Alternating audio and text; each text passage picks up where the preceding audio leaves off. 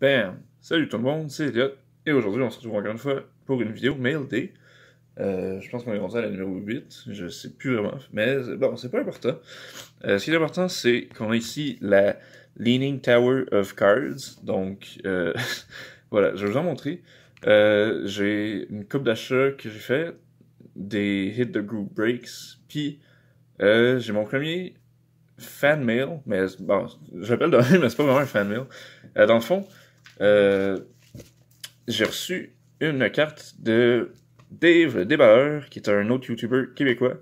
Il fait du super bon contenu. Je vais laisser son lien dans la description. Ça vaut vraiment la peine d'aller le regarder. Il mérite tellement plus d'abonnés que ce qu'il y a.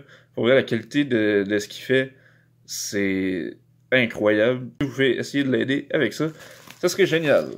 Donc, voilà, Dave a décidé de m'envoyer une carte juste comme ça. Donc, voilà, il m'a laissé un petit mot aussi. Salut Elliot, c'est pas grand chose, mais ça te servira peut-être de monnaie d'échange ou pour ta collection. Salutations, Dave le Dévaleur. Donc, merci encore une fois, Dave, c'est super apprécié. Je le rappelle, t'avais vraiment pas à le faire, mais c'est super gentil. Donc, on va y voir. En partant, j'aime ce que je vois. Brady Keeper Young Guns, toujours nice. Puis, derrière, on a une Rookie Signature Shots de Riley Stillman, nice quand même. Donc, Riley Stillman, c'est pas vraiment un joueur que je collectionne, mais j'ai une personne avec qui j'échange souvent sur Instagram qui collectionne les Panthers, donc elle va peut-être être intéressée. Donc, merci beaucoup Dave, c'est super apprécié encore une fois. Allez vous abonner à sa chaîne, ça vaut amplement ça vaut vraiment la peine.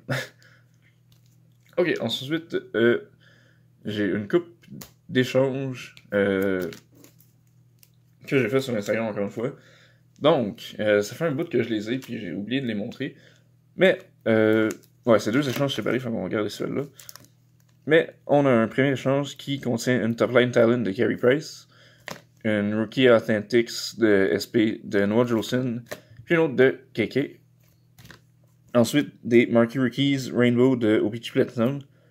J'ai Ryan Paling, Kale Fleury. Ah, puis c'est tout en fait. Ah oui, ça c'est une carte que j'ai achetée de Brady Keeper, Rookie Science autographe. J'avais pas le choix. Je pense que je l'ai acheté 6 piastres, fait que ça valait la peine. Puis ensuite, qui était aussi une partie de l'autre échange, je crois. Ou c'était peut-être un troisième échange séparé, je sais plus. En tout cas, on a une Ryan Paling fluorescence sur 150, donc une très belle carte. La couleur est incroyable. Fait que voilà, très nice. Oui, ensuite, un autre échange que j'ai fait. J'ai obtenu une Charludon Young Guns Canvas et une Carey Price Red Prism sur 199, donc de Opti Platinum 2019-2020. Fait que c'est ça, deux belles petites cartes pour la collection, encore une fois. Ok, bon, en tout cas, prochaine carte. J'ai une Samuel Poulain patch autographe de Team Canada Junior 2019.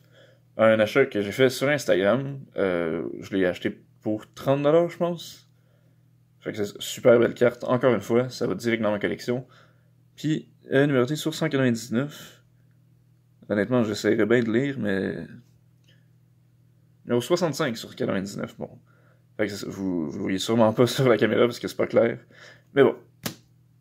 Ensuite, j'ai une coupe de cartes que j'ai eues dans des Mystery Packs. Fait que j'ai décidé de montrer ça aussi.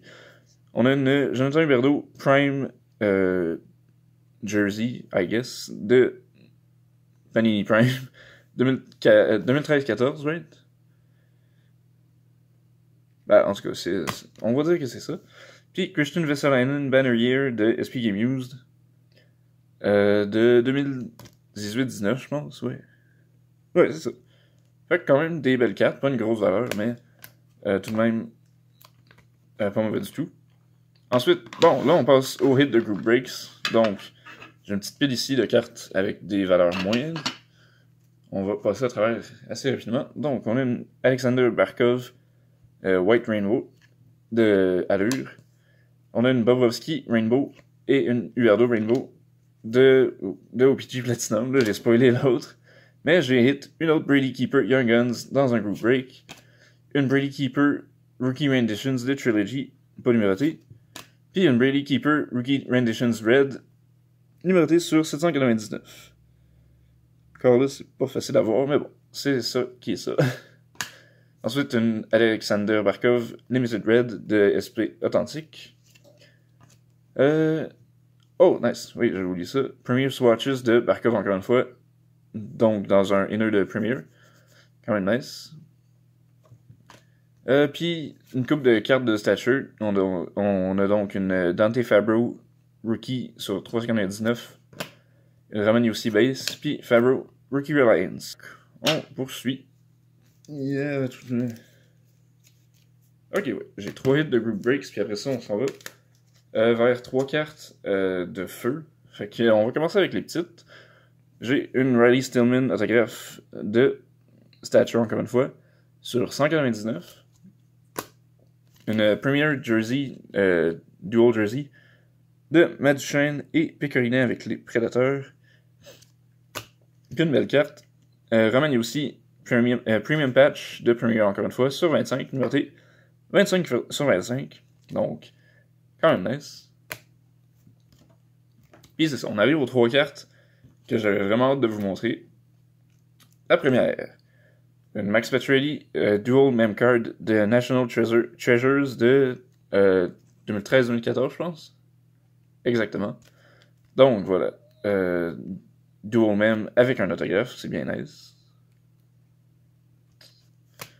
Ensuite, une carte que je cherchais depuis très longtemps. Brady Keeper, Rookie Patch autographe de Premier, numéroté sur 249. Donc, j'ai réussi à l'avoir pour 30$, celle-là aussi. Je suis vraiment content parce que je la cherchais depuis fucking trop longtemps. Fait qu'elle est enfin arrivée. Et voilà, j'avais hâte de vous la montrer. Et la dernière carte, pour vrai, j'en revenais pas quand je l'ai trouvée.